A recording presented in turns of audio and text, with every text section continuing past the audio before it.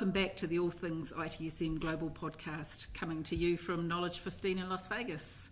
I'm Kirsty McGowan. I'm here with Ken Gonzalez. Hi, Kirsty. Carlos Casanova. Kirsty. And our guest now is Eiland. Yes, Eiland. Alan comes to us from an Ivy League institution, and he's involved with the PMO and SMO side of the operation. Mm-hmm. Alan, I've spent some time, working with higher ed and whatnot, and I found that it's really a kind of almost a different culture, partly because of the, financial structure, the leadership structure. Ivy League, maybe it's slightly different than like state universities, and they have large campuses. Can you kind of maybe speak to how, PMOs and SMOs work probably very differently than in other industries because of some of these, I don't want to say restrictions, but definitely a lot of different guidelines and whatnot. Yeah, definitely. I think, for example, at our institution, we're very much charged with not just executing on projects, or implementing new processes. Is really more about process transformation. Okay. It's really about trying to transform the organization. And the PMO or the SMO, Project Management Office, or the Service Management Office are very much charged to do more than just these little smaller efforts. They really are about okay, what can we do to transform the organization? So do you find that it's, in the transformations, it tends to be more cultural or technological? No, great question. I know it's a leading question. Yeah. It's both, but on the cultural side, it's probably more significant. And the reason is not necessarily, it's not coming from a bad place necessarily. There's very much a stronger sense of community. Collaboration is really encouraged as opposed to corporate. It would almost be unthinkable to go to another, for example, let's say a media company, to go to ABC, to go to NBC, for example, and collaborate. Well, that's not the case in the education. The collaboration is very much encouraged. You have a lot of long-term seasoned employees that have matured around the technology space, and they have long-term relationships with the academic side, with what we call our customers. And so that's a big difference in terms of from a corporate standpoint. So that cultural thing is the thing that when you're trying to do process transformation, when you're trying to standardize how you operate, that's a big challenge, right? Because everyone has been doing it their own way for so long, and it's worked. It's just now that we're in this new environment where things have to scale and you have to have more rapid response and that sort of, it's just more difficult. Yeah. So are you, because I have a close friend of mine who works in higher ed. She does a lot of learning management type stuff, and she's been telling me this one university she's with currently, how we're in the Northeast. I'm out of the Boston area. Because of the winter, it was just horrendous, and it just so happened that all of our storms landed on Mondays. So there were some professors, it was ideal from a traffic perspective because everybody was off on the weekends, but Mondays for the first 5 weeks of the semester were shut down. So there were professors that did not have their first 5 weeks of classes. Wow. So they were coming to the IT department now saying, hey, we know we've been pushing you off on LMS, learning management systems. Now we need it. We need it yesterday because we have 5 weeks worth of classes. Exactly. So how do you handle something like that? Because from what she's described to me is some of those professors, especially the long-term tenured ones, they drive the university. The grants, so. Right? Whoever's bringing in the grants is the one that's doing it. So how do you address that? Because that's, again, in a higher ed situation where you don't have a lot of the flexibility that other industries might have to go and get money or to do different things. How do you handle that? Overnight, hey, we need you, Alan, we need you to do this stuff that we've never mentioned before. The first thing, move to a warmer climate. Okay, I guess that works. But besides that, you're bringing up a really good point. In academia, it's reactive in many ways, right? There's some event, and all of a sudden, I call it the shark fin effect, where there's some event and all of a sudden attention's focused and they need something now. And then as soon as it happens, right, if you were to get a warm winter for the next 4 or 5 years, it would drop down in that attention. But you're right. So the question is, how do you move the ship to be responsive to that? The good news about it is that when you have those emergencies, guess what? You have focus. Yeah. So Sure, you have that's strong true. sponsorship. So all the faculty members are behind you, all the academic people, so administrative folks, so you can make things happen. Right. The challenge is strike fast, move Yeah. fast. Try to move as quickly as you can to get that critical mass before it's too late or forgotten.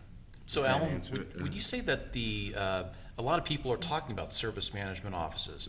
Is that one of the reasons why you got engaged on that front and started doing it? Was that when something comes up, you can actually start acting on it? Well, you're bringing up a good point. Yeah, I'm new to the academic space, but it's very similar to the reason why we got into I got into service management. It was the idea that you could do more with less, that you were able to transform the organization in a way that was, I hate it is what it is, metrics driven, or you could manage by fact, if you will. And that's very important. So, yes, so that's why I got in that space. I just thought that it was a way to affect change in the broadest way and in the most effective way. So what would you say some of the bigger transformations that you've been involved with and you've seen, and maybe some of the ones that you look out there and maybe you don't even want to mention to the rest of the audience inside the university, right?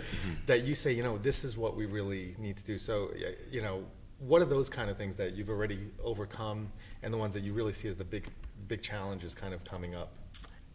So going back to the example I spoke to earlier about how you had, we have a staff of about 300 plus people. Everyone's very much seasoned. They've done things in their own way.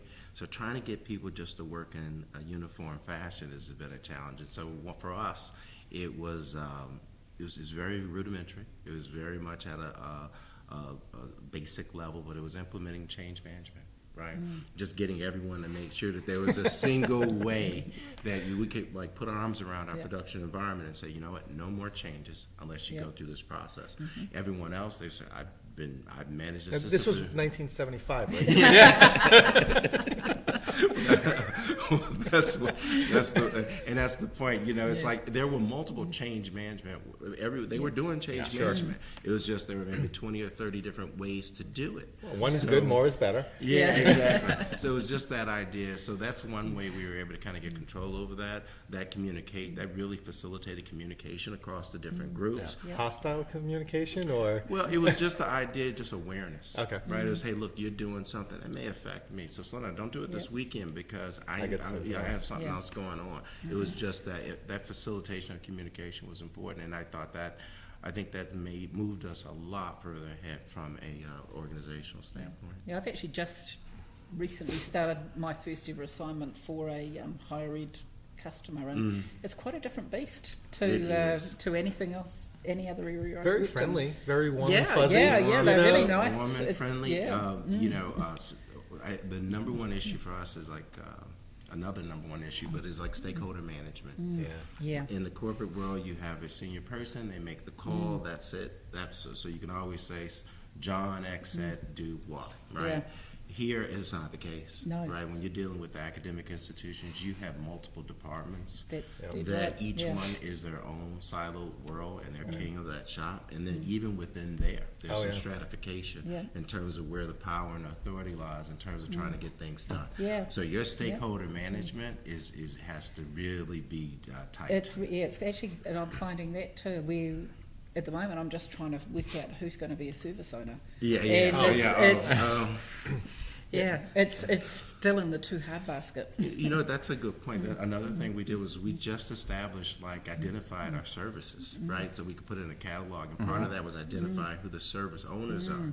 And that was not an easy challenge. You had multiple people thinking that they owned this component. And what we ended up doing is we had to view it from the customer standpoint. Why would you want to do that? Heretic. But it's it was not.